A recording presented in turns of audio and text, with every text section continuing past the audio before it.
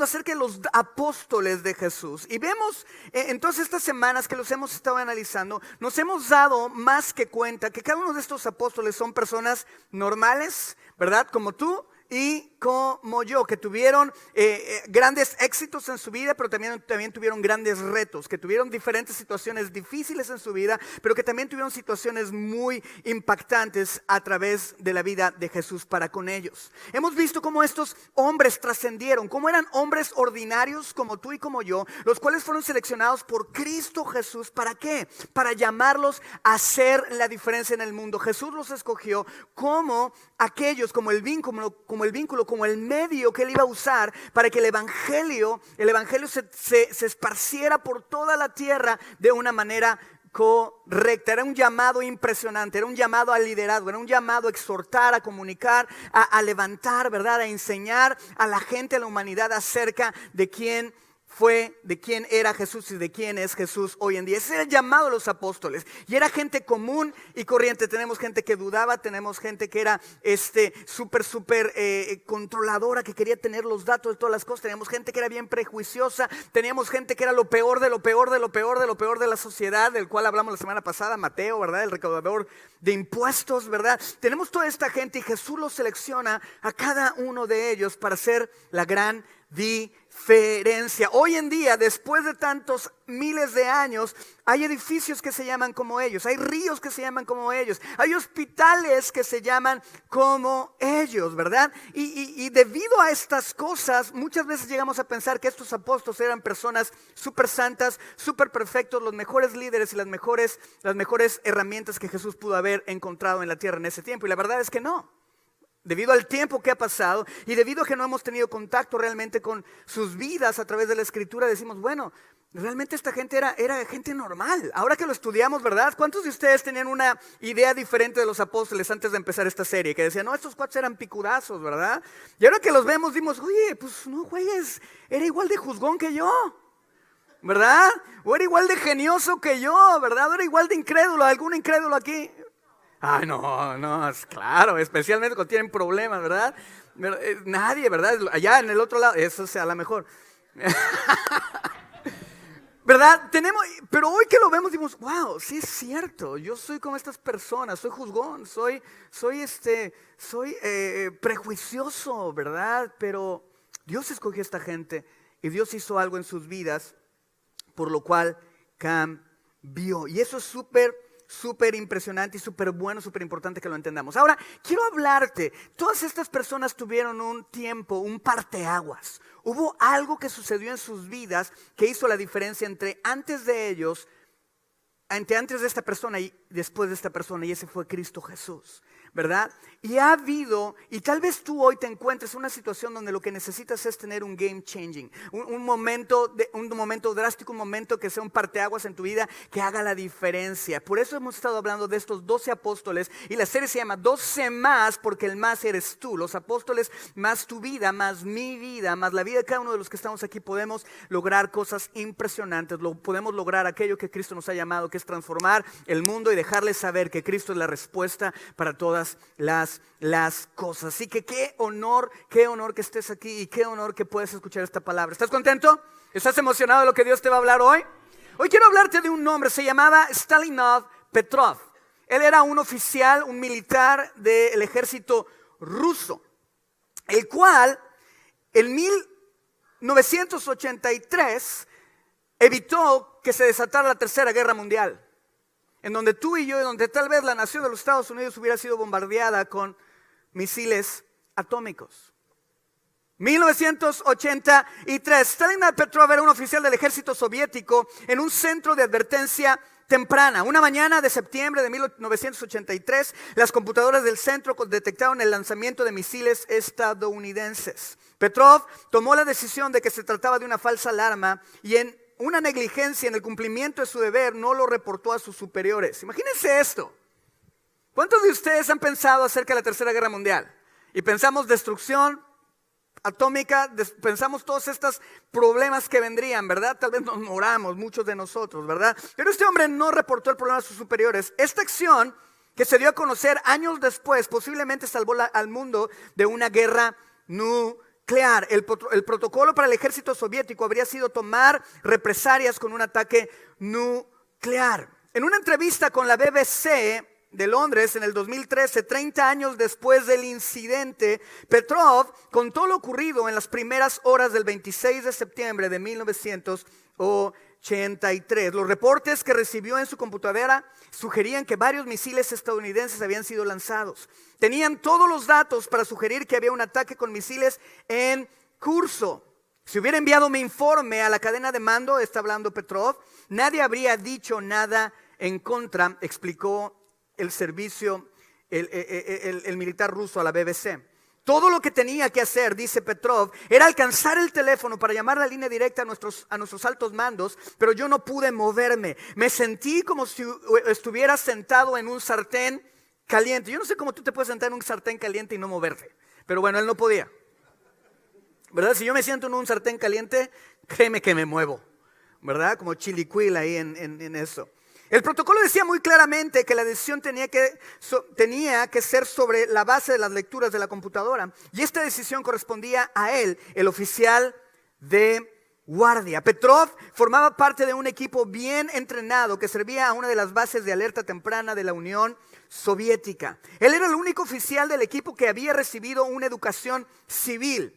Mis compañeros eran soldados profesionales, se les enseñó a dar y a obedecer órdenes. Imagínense la vida de Petrov, debido a que él no había sido militar, desde el principio le llevó a retar lo que la computadora le está diciendo. Los otros militares hubieran dicho, ok, me mandaron misiles, vamos a hablar, y se hubiera desatado la guerra mundial. Fíjense cómo Dios usa cada uno de nuestros problemas y cada una de las situaciones en las cuales vivimos durante nuestro tiempo en esta tierra. Fíjate que dice, en su opinión, si alguien más hubiera estado en turno, la alarma se habría lanzado.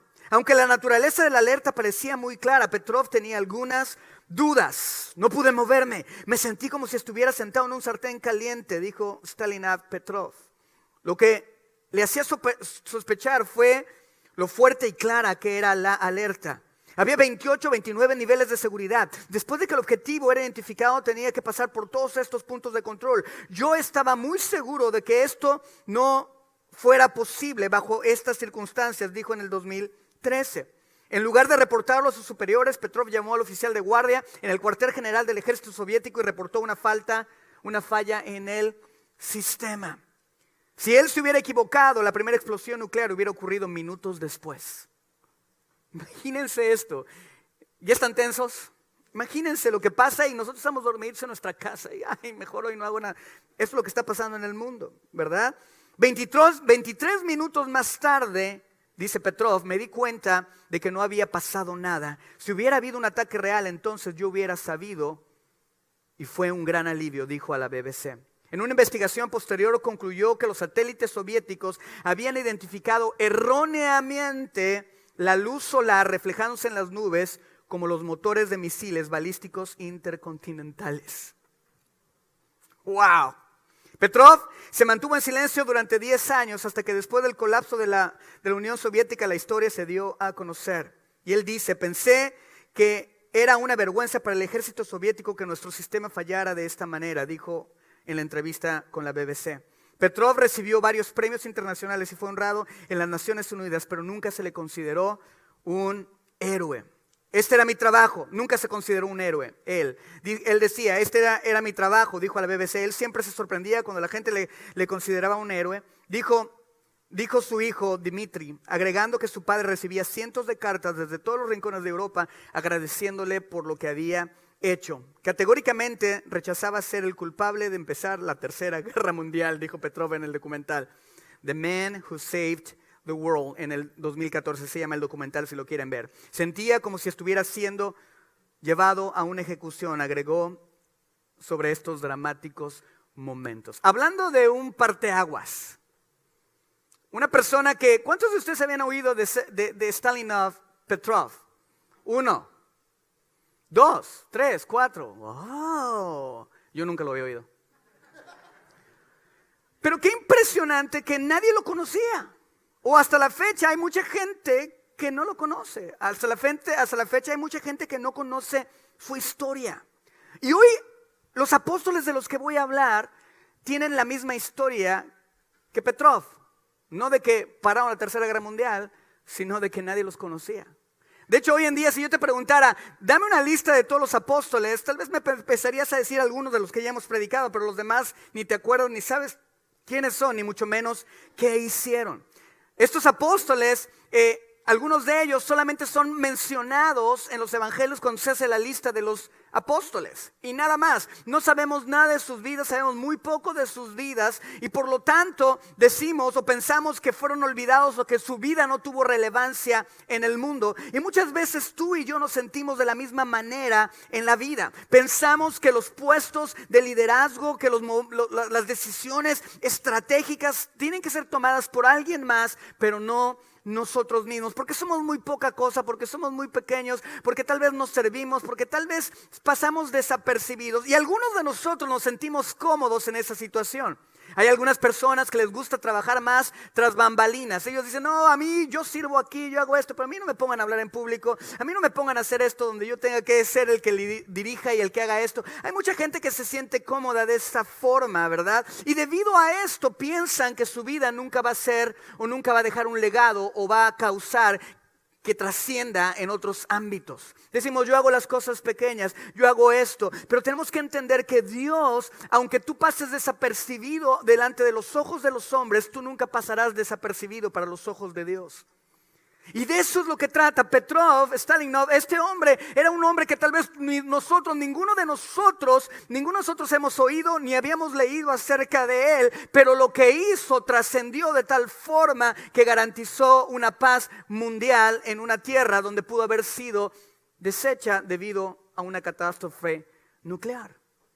¿Qué es lo que estás haciendo en tu vida? Yo quiero, y ha sido mi oración, que Dios abra tus ojos espirituales, que Él abra tus oídos espirituales para que puedas entender el llamado que Él te ha dado, para que puedas entender, para que puedas ver lo que Él puede hacer a través de tu vida como lo hizo a través de estos apóstoles. Y quiero que vayamos al libro de Mateo en el capítulo 3, del versículo 13 al 19. Vamos a ver cómo Jesús llama a sus discípulos y cómo se lista los nombres de estas tres personas que están al último de la lista antes que Judas Iscariote. Vamos a leer sus vidas y vamos a ver qué es lo que menciona el evangelio acerca de ellos.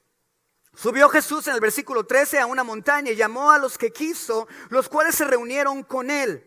Designó a 12 a quienes nombró apóstoles, ayúdenme a predicar, para que lo acompañaran y para enviarlos a predicar, para que lo acompañaran y para que enviarlos a predicar y ejercer su autoridad para expulsar demonios. Versículo 16, estos son los 12 que él nombró: Simón, a quien llamó Pedro, Jacobo y su hermano Juan, los hijos del trueno. ¿Te acuerdan de lo que ya predicamos de esto? Los hijos de Zebedeo, a quienes llamó Boanerges, que significa hijos del trueno. Andrés, Felipe, Bartolomé, Mateo, Tomás y, estos son los tres discípulos que vamos a hablar hoy, Jacobo, el hijo de Alfeo, Tadeo, Simón el celote y a Judas Iscariote, el que lo traicionó.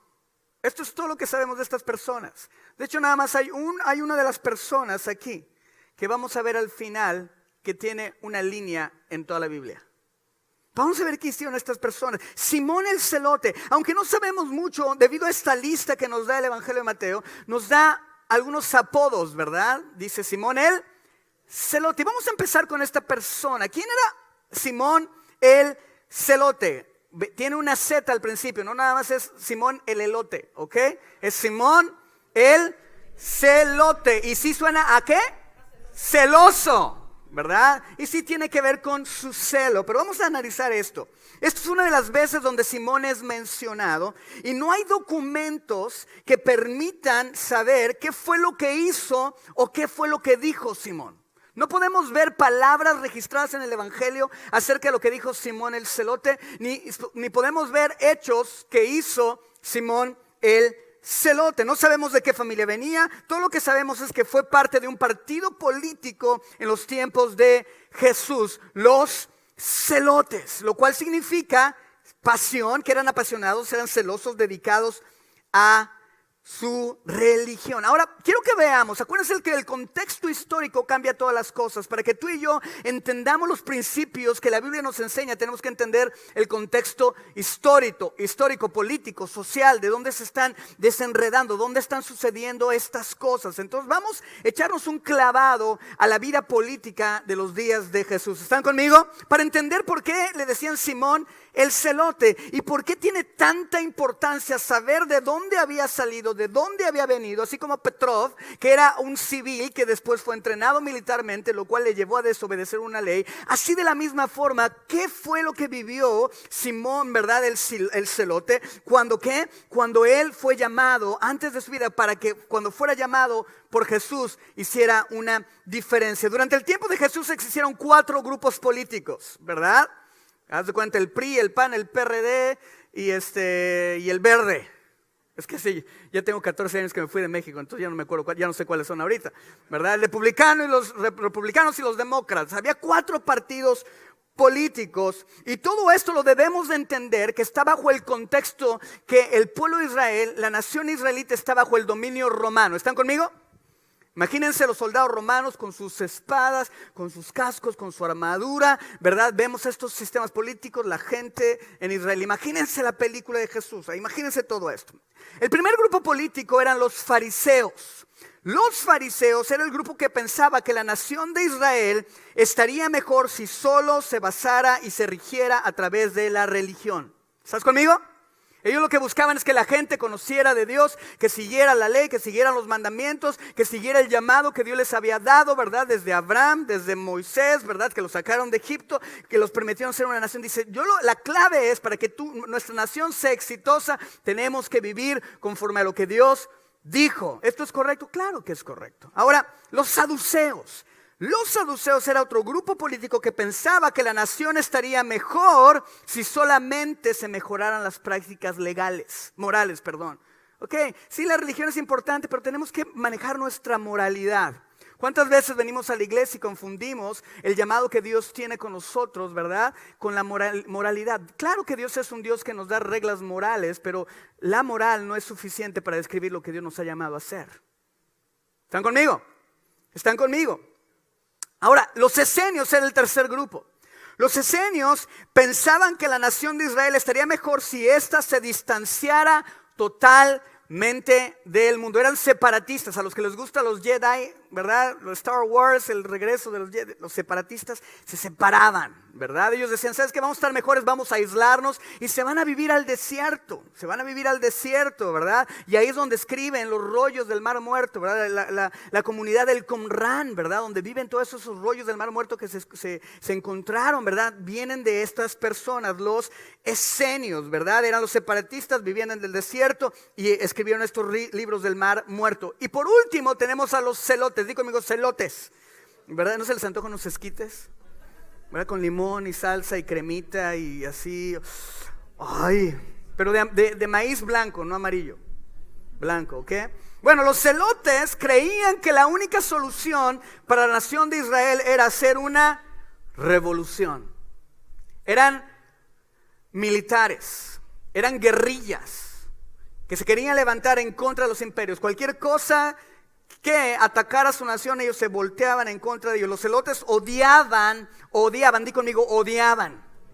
Ellos realmente odiaban a los romanos. Odiaban cómo los romanos estaban en control de su nación y ellos querían liberarse. Y debido a este celo que tenían y este odio que tenían, formaron un grupo que se llaman los asesinos. ¿Se acuerdan del videojuego de Assassin's Creed? Bueno, que salen ahí con cuchillos, ¿verdad? Y se vuelven asesinos sigilosos que se meten entre las multitudes, ¿verdad? Y vienen y matan. Estos eran los celotes.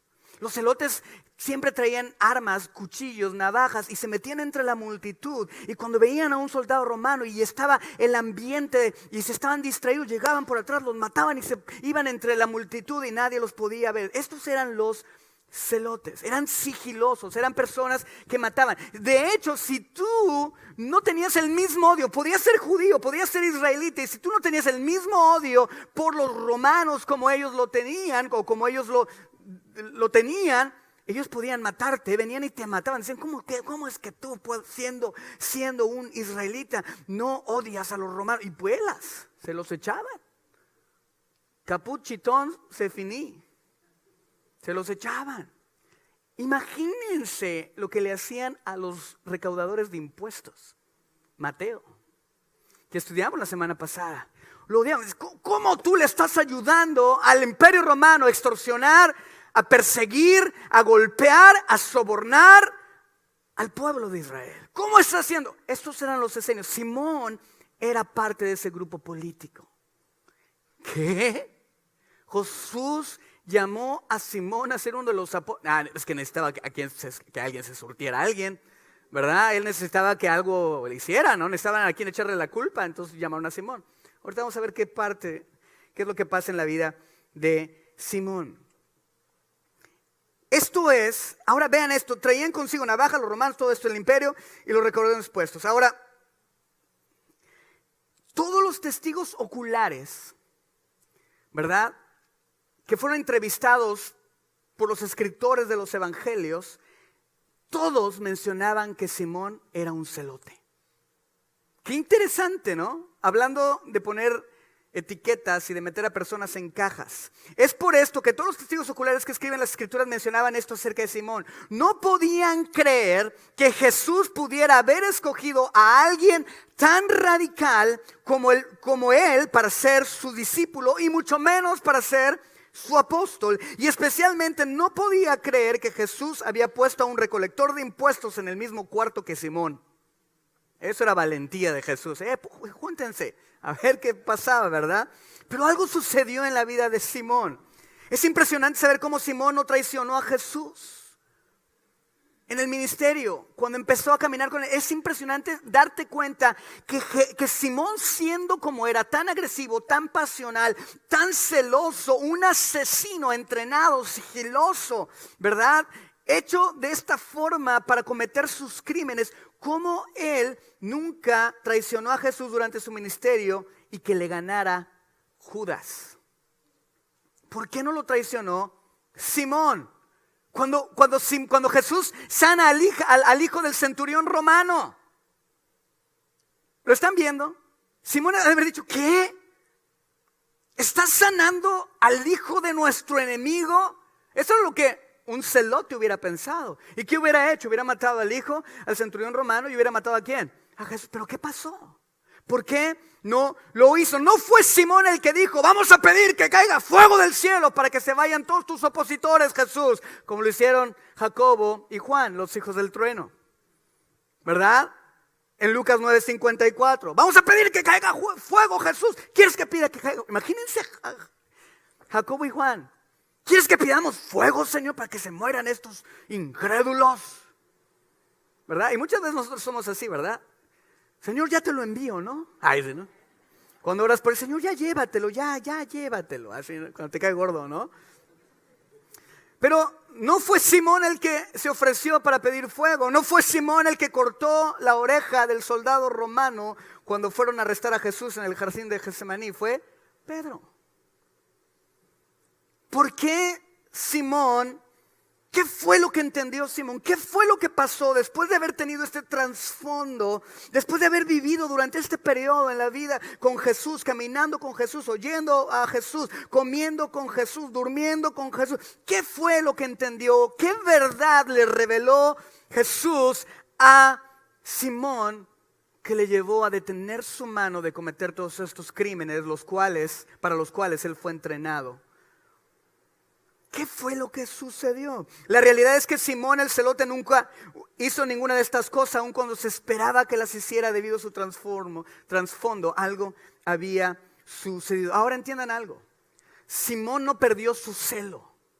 Mucha gente piensa, a lo mejor perdió su celo por la nación de Israel, a lo mejor perdió su pasión. Pero la realidad es que él ni perdió ni el celo por la nación de Israel, porque él quería ver esta nación redimida. Él quería ver esta nación redimida de su cautividad.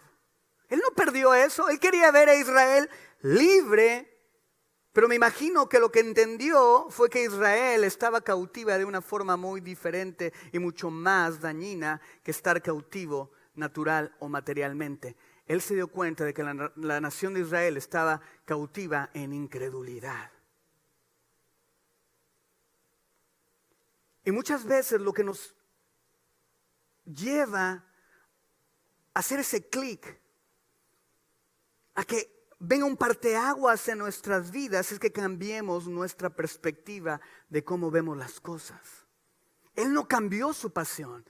La pasión que él tenía, él creció, él vivió con una pasión grande. Y él creció de esta forma porque Dios lo creó, Dios lo diseñó, Dios lo puso con sus piernas, con sus brazos, con su cerebro, con sus ojos. Dios lo formó de cierta forma de que Simón fuera una persona pasional, que fuera una persona que manifestaba sus emociones, así como nosotros los mexicanos, ¿verdad? Que somos bien jacarandosos y nos gusta la fiesta y viene el mariachi, ¿verdad? O vienen los colombianos y les tocan el vallenato. ¿Sí es vallenato, verdad? ¿No están los colombianos? Un poquito más pasionales que él. Los venezolanos. Ahí la llevan. ¿Qué onda? Somos, a ver. Ok, watch and learn, ok. ¡Mexicanos!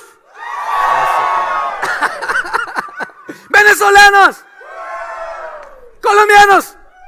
¿Ves?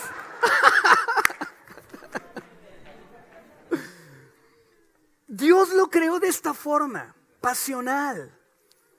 Pero muchas veces, ¡dominicanos! Esos son escandalosos. Nos ganaron a todos. Aplausos a los dominicanos, sí. Ya vi que alguien me está viendo aquí abajo así como que... En esta iglesia no hay amor. O sea, también habemos peruanos. ¡Los peruanos! Eso es todo. A ver, todos los hispanos nacidos en Estados Unidos. Ahí la llevan, ¿sí? Si no se les ha quitado, gracias a Dios. Ok. Dios los formó de esa forma, pero el problema es que él estaba usando su pasión de una manera diferente. El problema de Simón no era su pasión, el problema de Simón era su visión, era su meta, eran sus prioridades de vida. Ese era el problema. Y muchas veces tú y yo no logramos vivir lo que Cristo quiere que vivamos y lo que Cristo quiere que experimentemos, porque aunque tenemos la pasión, no tenemos la visión correcta, no tenemos la perspectiva correcta, y eso nos está haciendo retrógradas. En vez de avanzar, vamos hacia atrás. ¿Están conmigo? Ahora, Jesús cambió su enfoque.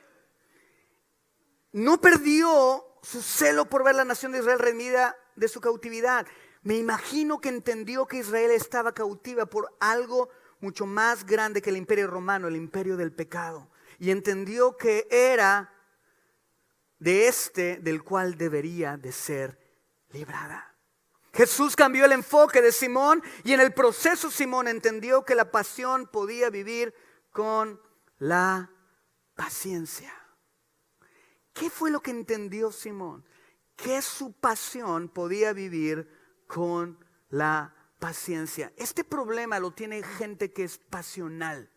Cuando tú vienes y demandas que otras personas hagan las cosas en el nivel de excelencia, ¿verdad?, que tú las haces, o que esperas que se comprometan de la misma forma que tú te puedes comprometer, empezamos a señalar, empezamos a ningunear, empezamos a ofender, empezamos a degradar a las personas simplemente ¿por qué? Porque no viven al estándar que tú crees que deben de vivir, y siendo tú el parámetro o el que mide el estándar. Cuando Dios nos llama a que tengamos paciencia, Dios está trabajando en ellos, Dios está trabajando en tu vida, Dios está trabajando en tu esposo, Dios está trabajando en tu esposa, Dios está trabajando, aunque no lo creas, en tu suegra. Dios está trabajando en los yernos. Ya hay que echarme una yo para. Dios está trabajando en los yernos. ¿Sí me explico?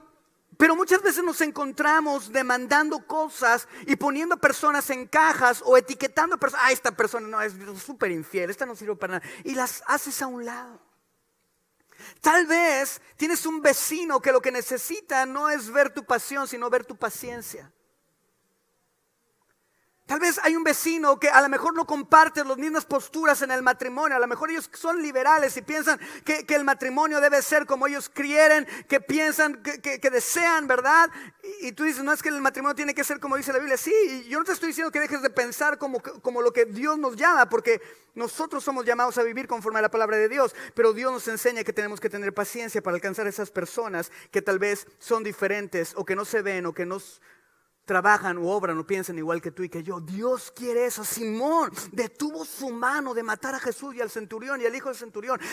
Simón detuvo su boca de decir, déjame llamar fuego para que estos se mueran. Él detuvo su boca, de acuerdo a lo que podemos ver, a pesar de su trasfondo, porque entendió, mirando la vida de Jesús, que la pasión que le había dado era correcta, pero la intención era incorrecta. Y cuando él corrigió su intención debido a las enseñanzas de Jesús, debido a lo que aprendemos en su palabra, cuando su intención fue corregida, entonces tuvo la pasión correcta para ser paciente y alcanzar a aquellos que estaban perdidos. De hecho, se cree que él se fue a Irán. Después del Pentecostés, se cree que Simón se fue a Irán y estuvo predicando la palabra de Dios ahí hasta que fue muerto, asesinado. El asesino terminó asesinado porque Cristo cambió su visión, pero trajo un impacto en el mundo. Aunque tú y yo no sabemos lo que dijo, aunque tú y yo no sabemos lo que hizo,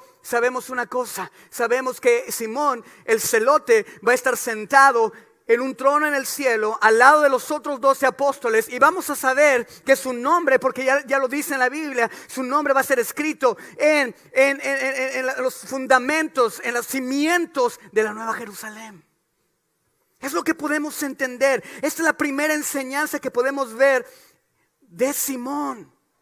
Simón entendió que la paciencia puede estar alineada con la paciencia. Pidámosle a Jesús, iglesia, que podamos ser personas pasionales, que estemos dispuestos a sentarnos en la misma mesa que el recolector de impuestos para alcanzarlos para Él. Aprendamos a tener paciencia en medio de nuestro celo por Dios. Y es chistoso, pero el final de los celotes sucede en el monte de Mesada. Esta organización política se fueron a resguardar en Mesada en el año 73 o 74 antes de Cristo y cometieron suicidio masivo. Y cuando lo hicieron, nunca vieron realizada la meta por la cual siempre lucharon. Los celotes no vieron el fruto de su lucha, pero Simón sí lo verá. Porque hubo un cambio de perspectiva, hubo un cambio de intención. Hubo una pasión dirigida correctamente. Los celotes no vieron el fruto de su lucha, pero Simón sí la verá. A pesar de que muchas personas lo pusieron en cajas, le pusieron etiquetas, al estar sentado, él va a estar sentado en uno de los tronos junto a Jesús y su nombre estará inscrito en los fundamentos de la Nueva Jerusalén, en los cimientos. Nunca perdamos nuestra pasión, pero seamos pacientes. Sé paciente. Sé paciente en lo que Dios va a hacer en tu vida. Sé paciente en lo que Dios está llamando. Sé paciente. Sé paciente. ¿Están conmigo? Qué impresionante, ¿no? Todo lo que podemos aprender de la vida de un apóstol simplemente por su apodo. Wow. El segundo apóstol que quiero hablarte hoy es Jacobo el menor o el chiquito. En la escritura lo ponen como Jacobo el menor, pero no se sabe si él era menor porque estaba chiquito, chaparrito, o porque era el más joven de los apóstoles o era el más joven de los Jacobos. Era el hijo de Alfeo. Y a este Jacobo lo conocemos gracias a Marcos en el capítulo 3, en este capítulo que le estoy diciendo. Aquí se menciona como el hijo de Alfeo, pero en otras escrituras lo conocemos como Jacobo el menor. Hay varios Jacobos en el Nuevo Testamento, no se confundan. Uno es el hermano de Juan, ¿verdad? Los hijos del trueno. Otro es el hermano de Jesús, Jacobo, que lo conocemos nosotros los hispanos como Santiago, ¿verdad? Llamado Santiago, el líder de la iglesia de Jerusalén y el cual escribió la carta de Santiago. Lo importante de este apóstol es tener en mente que si este Jacobo escribió un libro, no lo hemos leído. No hay un libro de Jacobo, ¿ok? Esto es importante que lo tengamos en mente. Si dijo una palabra, nunca la vamos a escuchar ni nunca la vamos a saber en este tiempo, en la tierra. Lo único que conocemos de él es su apodo, el menor, de acuerdo a Marcos 15, versículo 40. Jacobo el menor, su estatura era el más joven o era el menos prominente. Yo aquí me identifico con este hombre porque era chiquito, ¿verdad? Era Jacobo el chiquito, José Luis el chaparrito, el chiquito. De hecho en la escuela me decían Benito Bodoque. ¿Se acuerdan de la caricatura de Don Gato? ¿Tú ya habías nacido, Liz? Ok. Liz se especializa en... Ok. En hacerme sentir viejo. Ok. Pero entendamos que aquello que distingue a Jacobo el menor de los otros apóstoles es exactamente eso, su pequeñez. Es lo que lo describen. Ahora, tal vez tú hoy en día te identificas como el pequeño, como el menos significante. Tal vez piensas que eres insignificante, que eres muy joven y que no puedes hacer algo que traiga impacto a la vida de los demás. Tú que eres joven, tú que estás aquí sentado y dices, bueno, es que no, yo vengo a la iglesia, yo me siento y aprendo. No, Dios quiere hacer cosas bien grandes. Tal vez pienses que la mejor posición que puedes jugar en el juego es el de estar en la banca, o es el de estar en la multitud, viendo el partido, viendo cómo se meten los goles, viendo cómo se juega el juego. Simplemente tal vez tú piensas, ¿sabes qué? Yo soy pequeño, yo soy insignificante. Lo que yo hago, pues sí, hago cosas buenas, pero pues nadie se da cuenta, nadie sabe, nadie lo sabrá, nunca. Entonces, ¿sabes qué? Yo mejor me pongo tras bambalinas. Tal vez pienses que tú naciste para ser un espectador, simplemente sentarte y ser parte de la multitud. La vida de Jacobo, el menor, nos enseña que este no es el caso. Jesús lo llamó, y aunque él le llamaban Jacobo el chiquito, Jacobo el enanito, Jacobo el chaparrito, Jacobo Benito,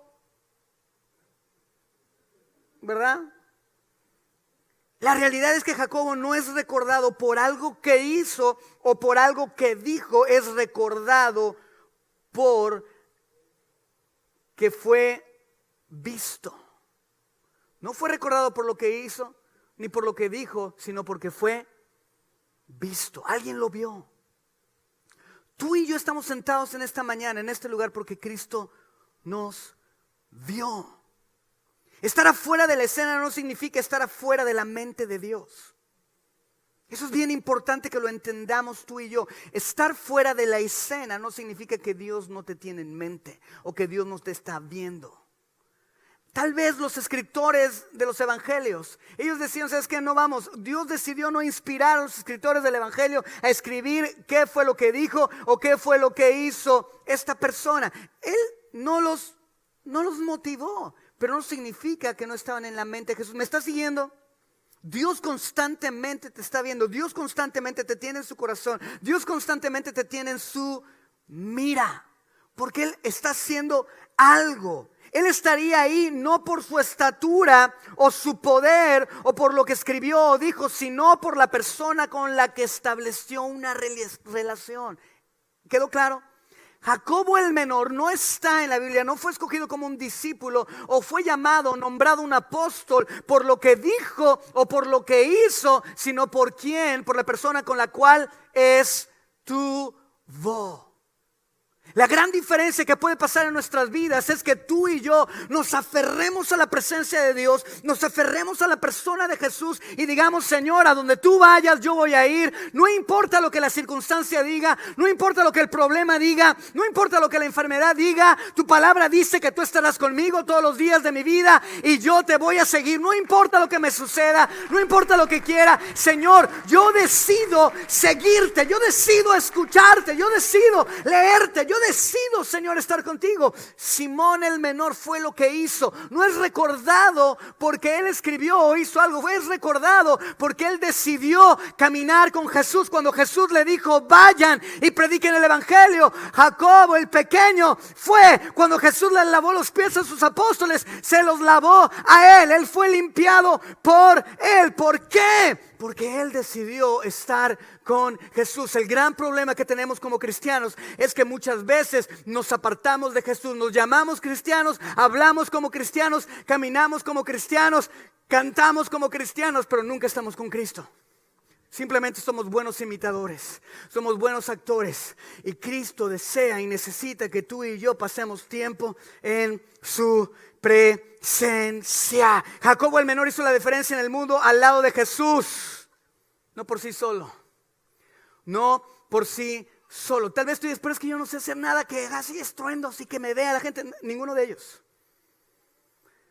Ninguno de ellos sabía hacer cosas o era el centro del stage en la plataforma. Él no era el centro de la obra. Él no era el centro del milagro. Ellos no eran el centro. Pero Jesús era su centro. Y nuestra visión como iglesia es hacer ¿qué? Desarrollar a personas que centren, que tengan a Jesús como el centro de sus vidas. Porque solamente así podemos ser la iglesia que Dios nos ha llamado a ser en esta tierra. Una iglesia que resplandezca, una iglesia que represente los principios de Dios en esta tierra. Y que podamos ser impacto para la sociedad y que no solamente ser impactados por la sociedad. ¿Sí me explico? La realidad es que nadie escribió algo acerca de Él.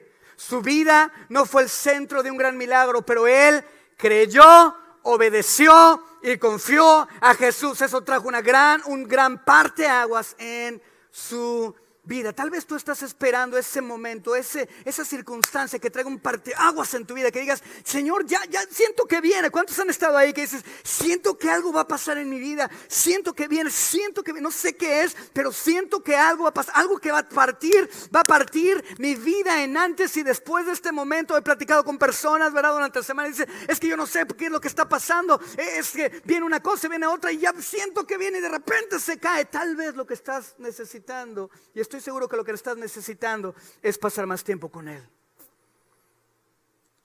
Y a lo mejor Dios dice, ok, sí, siente lo que se siente tratar de estar a punto de estar en el otro lado. Siente lo que se siente, pero no lo vas a lograr a través de tus fuerzas, sino a través de mis fuerzas. ¿Están conmigo? Eso trajo un parteaguas en la vida de Simón el pequeño. Algunas historias dicen que se fue a Irán después del Pentecostés y predicó ahí hasta que murió. La lección que aprendemos a través de la vida de Jacobo el menor es esta: dejar un legado es más importante que ser visto. ¿Cuál es el legado que estás dejando en tu familia? ¿Cuál es el legado que estás dejando con tus hijos? ¿Cuál es el legado que estás dejando en tu trabajo? Cuando te vas de tu trabajo, ¿te van a llorar o van a decir, ay, qué bueno que ya se fue? Cuando vengas a la iglesia, ¿cuál es el legado que estás dejando en la iglesia para con la gente con la que te congregas? Que te extrañan cuando no vienes o que digan, pues ni sé si vino.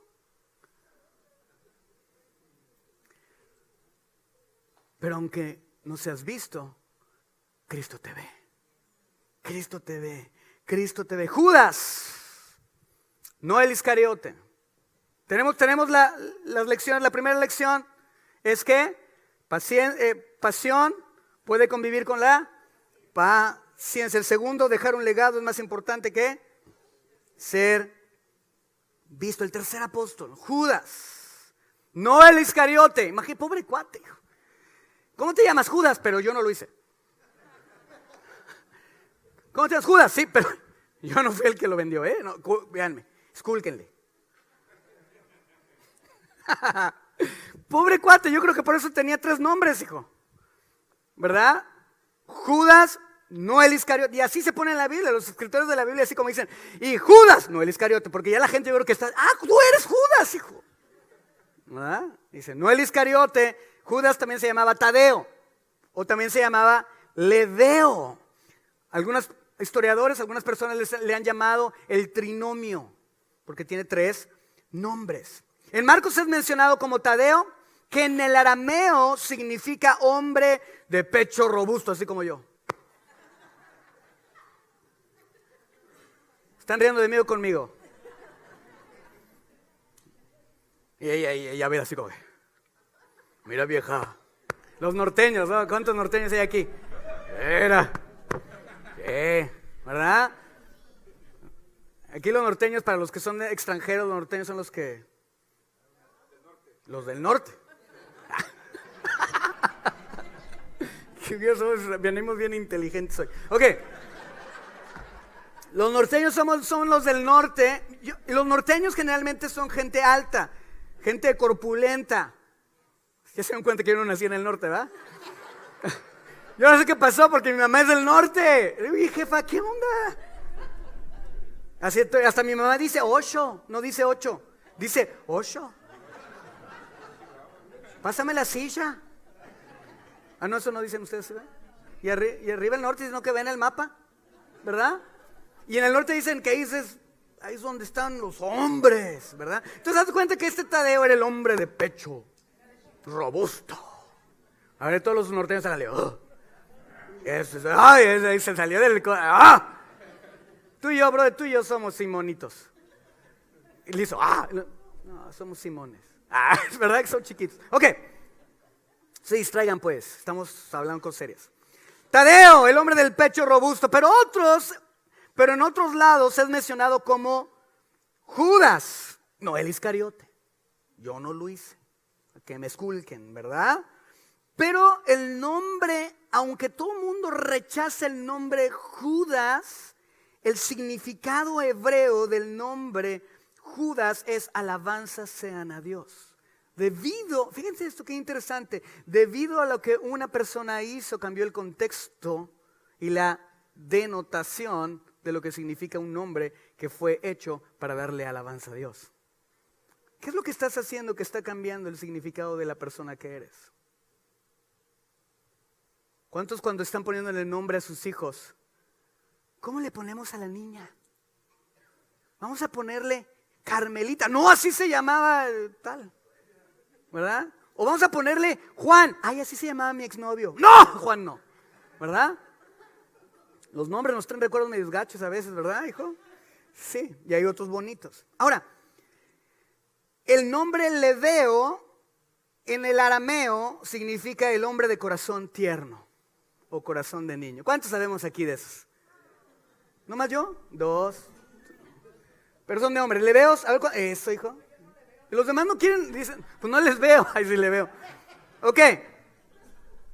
Jerónimo, uno de los historiadores primarios o primeros historiadores de la iglesia cristiana, le llama trinomio. Las únicas palabras registradas de este apóstol se encuentran en Juan 14:22. Si traen Biblias, ábranlos ahí. Pero quiero decirles un poquito antes de que leamos estas palabras de dónde viene o qué está pasando en la narrativa bíblica en ese pasaje. Jesús les acaba de decir a sus discípulos, ya me voy a ir al cielo, ustedes no pueden ir, pero van a poder ir, yo voy a regresar de nuevo, voy a preparar una casa para ustedes, ¿verdad? Pero no se preocupen, no tengan miedo, ¿no tengan qué? No tengan miedo, ¿verdad? Que voy a enviar al Espíritu Santo para que les dé poder y para que hagan cosas más grandes que las que yo he hecho. En fin, iban a poder verlo y entenderlo mejor que antes, como antes nunca lo habían hecho. Pero en ese momento Judas, no el Iscariote, digan conmigo, cuando diga yo Judas, digan no el Iscariote, para que no se bloqueen. Y Judas, no el Iscariote, abrió la boca y dice, y fíjense cómo dice ahí en el versículo 22 de Juan 14, Judas, no el Iscariote, les dijo, ¿por qué, Señor? Está así como que asombrado. ¿Por qué, Señor, estás dispuesto a manifestarte a nosotros y no al mundo? Vean lo único que dice Juan, no el Iscariote, Judas no el Iscariote. Lo único que dice, ¿por qué yo? O sea, Jesús, entiende, ¿no me estás viendo? Estoy chiquito, soy bien genioso. Que ni me busquen porque me dicen el cerillito, ¿verdad? Soy bien incrédulo. ¿Por qué yo? O sea, hay gente mejor preparada.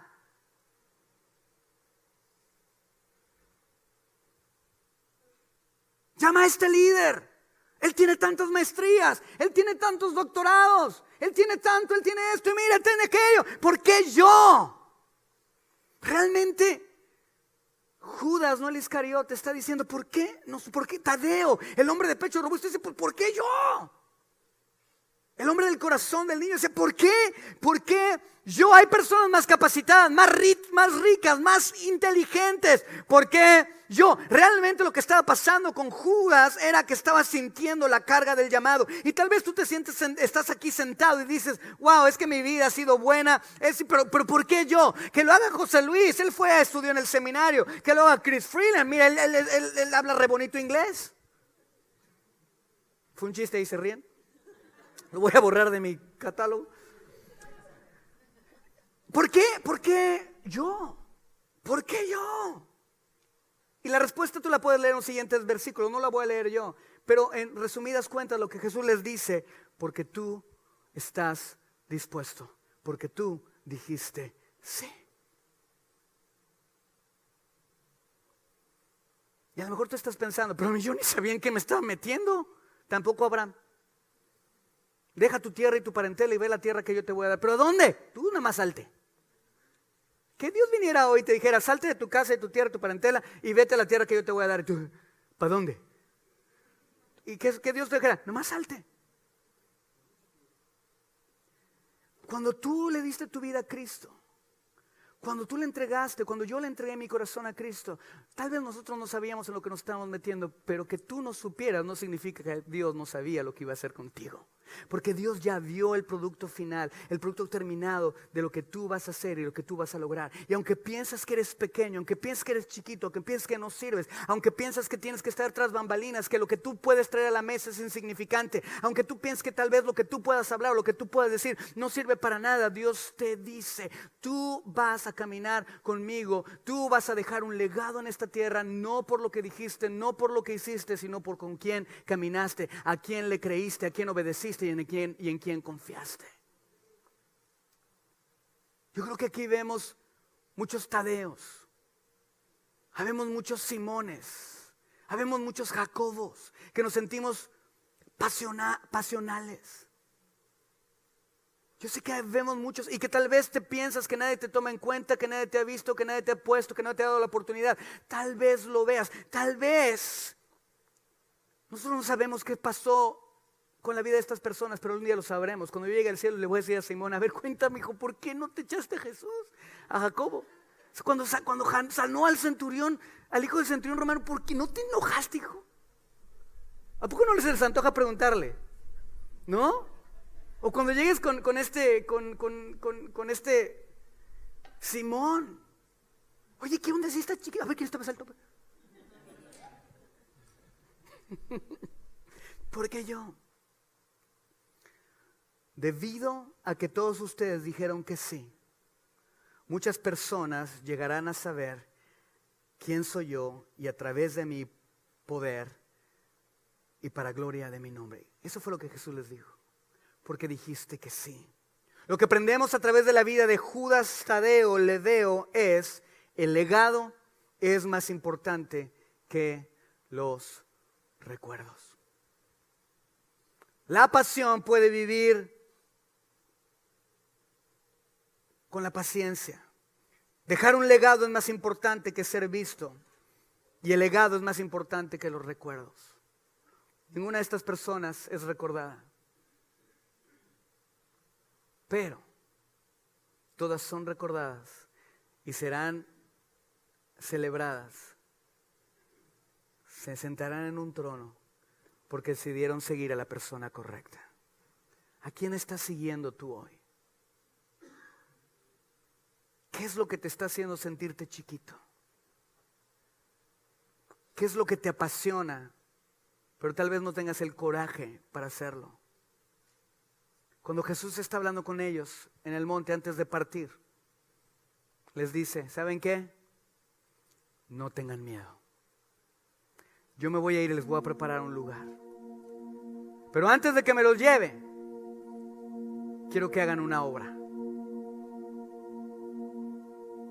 Quiero que vayan y le digan al mundo quién soy yo. Los voy a empoderar.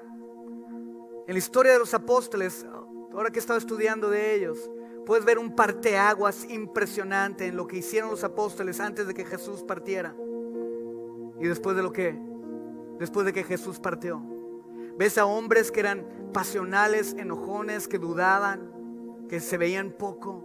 Ves a estos hombres con tantos problemas, con tantas circunstancias, aún caminando con Jesús. Pero cuando Jesús se va, algo sucedió. Y ves a hombres predicando el evangelio con un poder. 5,000 se convierten en un día, 3,000 en otro día. Hacen milagros. ¿Sabes qué fue lo que pasó ahí? Vino el Espíritu de Dios, el Espíritu Santo.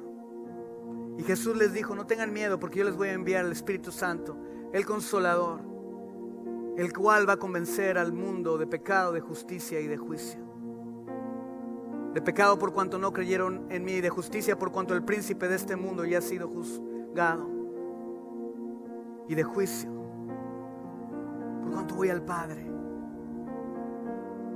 Dios está contigo. El mismo Espíritu que levantó a Cristo de los muertos está en nosotros.